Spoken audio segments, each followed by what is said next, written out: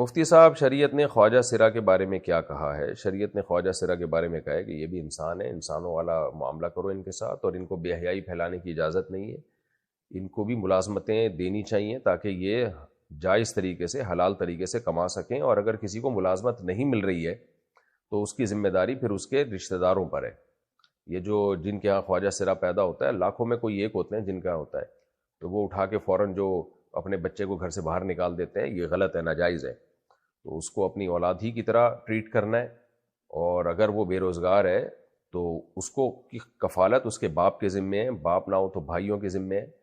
تو یہ سب کفالت یعنی رشتہ داروں کے ذمے ہے، رشتہ داروں کے لیے جائز نہیں ہے. تو اگر کوئی یعنی حکومت کا کام کیا ہے، وہ دیکھے خواجہ سرا کا کون باپ ہے، کون اس کا بھائی ہے، تو ان پر ڈالے کہ بھئی کہ آپ کو یہ پیسے دینے ہیں، یہ اس کا خرچہ پانی آپ نے اٹھانا ہے. اور اہم بات یہ ہے کہ اس زمانے میں الحمدللہ میڈیکل سائنس نے اتنی ترقی کی ہے کہ اگر کوئی خواجہ سرا ایسے جس میں مرد کی علامتیں زیادہ ہیں تو آپریٹ کروا کے وہ مکمل مرد بن سکتا ہے، اور اگر کسی میں عورت کی علامتیں زیادہ ہیں تو مکمل آپریشن کروا کے عورت بن سکتی ہے. تو اس کو آپریشن کروا لینا چاہیے، لوگوں کو اس کے ساتھ تعاون کرنا چاہیے کہ بھئی اگر مرد والی علامتیں زیادہ ہیں تو آپ پورے مرد بن جائیں، عورت والی علامتیں زیادہ ہیں تو آپ پوری عورت بن جائیں. تو یہ آزمائش اس زمانے میں الحمدللہ میڈیکل سائنس نے ایک بڑی آزمائش سے بچا لیا لوگوں کو.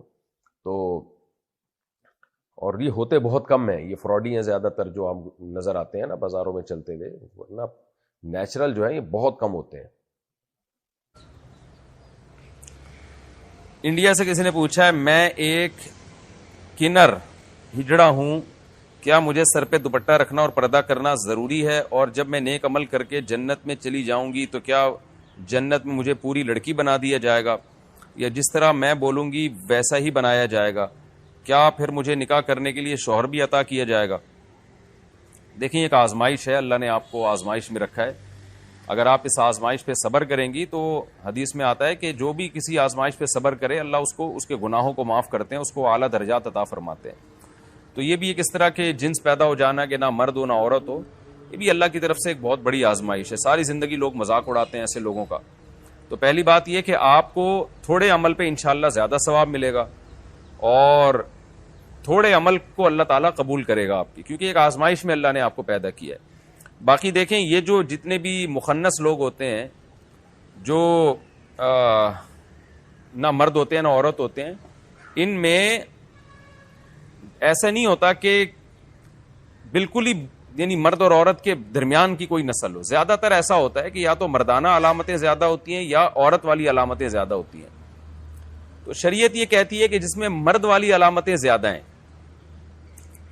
تو مرد والی علامتیں زیادہ ہوں، یا آپ ڈاکٹر سے پوچھ لیں، وہ آپ کو بتا دے گا کہ آپ میں میل کی علامات زیادہ ہیں یا فیمیل کی علامات زیادہ ہیں. تو جس میں مرد کی علامتیں زیادہ ہوں اس کو مرد ہی سمجھا جاتا ہے شریعت میں، اور جس میں عورت کی علامتیں زیادہ ہوں اس کو عورت سمجھا جاتا ہے. تو یہ آپ ڈاکٹر آپ کو بتا دیں گے کہ آپ میں میل والی علامتیں زیادہ ہیں یا فیمیل والی. تو اگر فیمیل والی علامتیں زیادہ ہیں تو آپ کو سارے احکام فیمیل کی طرح ہیں، آپ نے پردہ بھی کرنا ہے، وراثت کا بھی جو ہے وہ لڑکیوں والا حصہ ملے گا. اور اگر میل کی علامتیں آپ کے اندر زیادہ ہیں تو پھر آپ مرد ہیں، پھر آپ پہ پردہ کرنا فرض نہیں ہے. اور جنت میں بھی اسی حساب سے فیصلہ ہوگا. جس میں مردانہ علامتیں زیادہ ہیں تو ظاہر ہے جو دنیا میں مرد ہیں آخرت میں مرد ہوں گے، جو دنیا میں عورتیں آخرت میں عورتیں ہی ہوں گی. یہ کہنا کہ جی مجھے وہاں جو دل چاہے گا میں وہ بنا دی جاؤں گی، تو اگر عورت والی علامتیں زیادہ ہیں پھر آپ عورت ہیں، تو پھر اللہ عورت ہی بنائے گا آپ کو. اور وہاں عورت کی خواہش نہیں ہوگی کہ مجھے مرد بنا دیا جائے، نہ مرد کی خواہش ہوگی کہ عورت بنا دیا جائے. وہاں سب کو سب کچھ نعمتیں اتنی مل جائیں گی، سب اس میں خوش ہوں گے. تو رہا مسئلہ پردہ کرنے کا، تو میں نے بتایا اگر فیمیل والی علامتیں تو آپ پردہ کریں، میل والی علامتیں زیادہ ہیں تو پھر اصل یہی ہے کہ آپ پہ پردہ فرض نہیں ہے. لیکن پھر بھی بعض دفعہ ایسا ہوتا ہے کہ کسی میں اٹریکشن ہوتی ہے بہت زیادہ اور لوگوں کے فتنے کا اندیشہ ہوتا ہے، تو پھر احتیاط کر لینی چاہیے، سر پہ چادر وغیرہ رکھ لینی چاہیے. اور بالکل مردوں کی طرح، جیسے مرد تو جو ہے وہ پردے کا پر تو بالکل بھی لازم نہیں ہے، تو پھر آپ تھوڑا احتیاط کریں، کیونکہ کچھ نہ کچھ فیمیل والی علامتیں بھی ہوں گی.